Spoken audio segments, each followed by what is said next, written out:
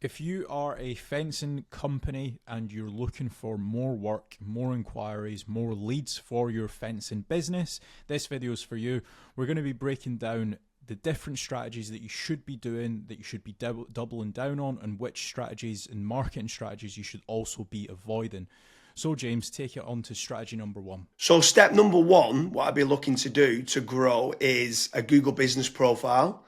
If you already have one, I'd be making certain that I would be reaching out to all my existing clients to try to get me as many 5-star reviews as possible. It's a great way, a Google business profile, to generate more leads.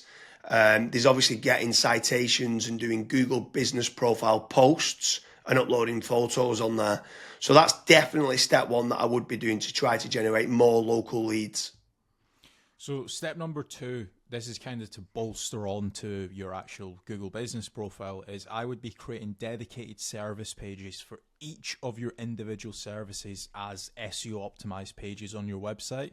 Now, the good thing is when you start doing that, it's also going to help, first of all, rank your actual SEO optimized page, but there's also more likeliness chance of your Google business profile ranking and showing up for those keywords as well. So you're indirectly going to get more phone calls as well.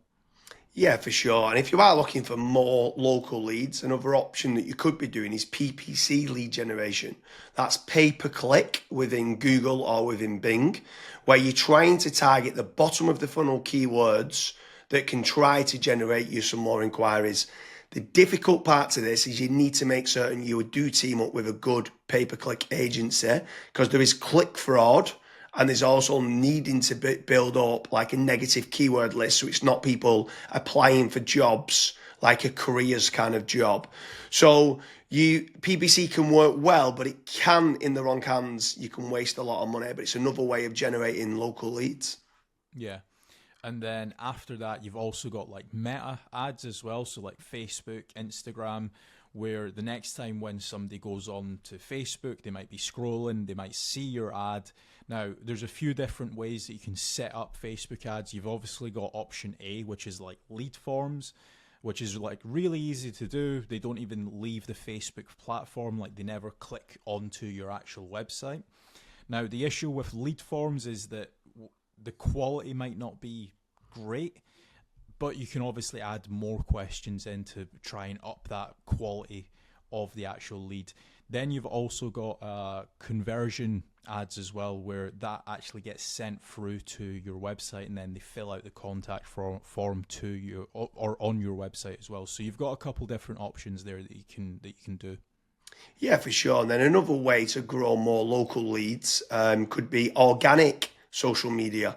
So posting regularly on Facebook, on Twitter, on YouTube, on Pinterest, on Instagram. There's lots of different platforms out there that you can be trying to get there. Reddit's quite big nowadays. In Quora, it's quite big. If people have got questions and you can answer it. So organic social media is another great way to be generating more local leads for your business. With organic social media, I would say that it's more of like a volumes game. So you want to try and make certain that you're constantly uploading, whether it's, for example, a daily schedule or a weekly schedule. You might say, okay, I want to try and upload 5 videos a week, and you should just try and stick to that, especially when it comes to like algorithms like YouTube and Twitter and stuff. Yeah, for sure. I mean, what's your thoughts on using any sort of AI agents, if they can try to team up with someone to use like N8N to kind of automate and schedule posts on social media? Like, what's your thoughts on that, of using trying to leverage artificial intelligence? It's all the rage nowadays for trying to generate more leads. Would you try to team up with like an AI consultant to set that up? Yeah, so I mean, you can definitely go down that route where you're setting up AI agents to potentially crop up some videos and auto-publish to YouTube, Facebook, Twitter and stuff. But another thing that I would also be focusing on is AI search. So a lot of people have started to kind of move away from Google. Not everyone, because there's billions of people still using it every single day, but there are slowly people starting to search in engines such as like ChatGPT, Gemini, Claude, Grok. And if your brand isn't actually showing up in any of those, you will have a little bit of an issue showing up and generating leads on those search engines as well. So that's another thing that I would be focusing on as a company. Yeah, and also if you're looking for more business leads in the local area, something else that I would definitely be looking to do is team up with some of the tradespeople websites. So you've got certain ones like Check a Trade, you've got Bark, you've got Builder, you've got Trust a Trader, you've got Rated People. All these different platforms can generate you more local leads. What I would say is making certain you're tracking your KPIs to see what return on investment that you're getting. You should be tracking not only the cost per lead, but the cost per acquisition and how much is that getting you on a return on investment. But tradespeople websites like those platforms can work very well. I would say make certain you check out the links in the description because we do quite a lot of different videos in comparing Check a Trade with FatRank or Bark with FatRank, Rated People with FatRank, Builder with FatRank. So now, obviously, I've mentioned there FatRank a few times, Kasra. Like, what's your thoughts on lead generation companies as opposed to tradespeople companies? Yeah, so with lead generation companies, I would almost say that every single lead generation company, you want to try and do your due diligence. So make certain that if you are in a specific niche, that lead generation company has actually generated leads in that industry before. I would also maybe even have like a strategy call with them and say like, okay, this is my budget, this is how many leads I ideally want, etc. To make certain that if your actual KPIs do align with that lead generation company, you also want to make certain that what type of leads are they? Are they exclusive leads? Are the leads only going through to yourself? Or are they, for example, shared leads, which that's what a lot of other lead generation tools and lead generation companies do. Like, for example, Bark and Check a Trade and stuff. Whenever myself and James have spoke to company owners that have used those services, that's one of their biggest pain points where they say, yeah, it's a shared lead and it's kind of a rat race down to the bottom of who's the cheapest, basically. So that's a couple things that I would be asking lead generation companies before partnering up with them. Yeah, for sure. I mean, if anyone is interested in generating more local leads, I strongly recommend heading over to fatrank.com, where we have a commission-based lead generation service. That means you only pay a finder's fee on converted jobs. You have nothing to pay on the pay per lead.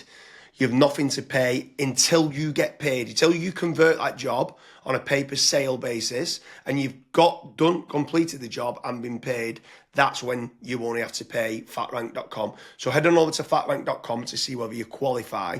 But I want to kind of expand a little bit further, right?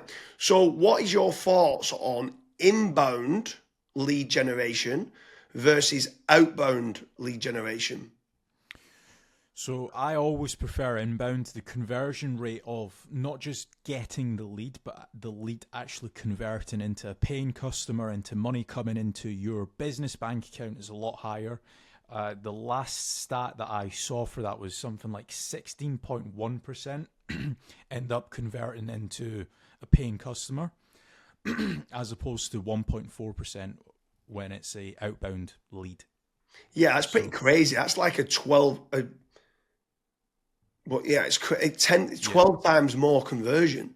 Yeah, Like, it's exactly. crazy how much more conversion that is. You need to do a lot of volume for kind of outbound, whether it's cold calling or cold email or like LinkedIn Sales Navigator and stuff like that. And sometimes you just need a lot more staff to do it as well. And people sometimes don't. They're looking at the cost going, I want to generate 3 leads.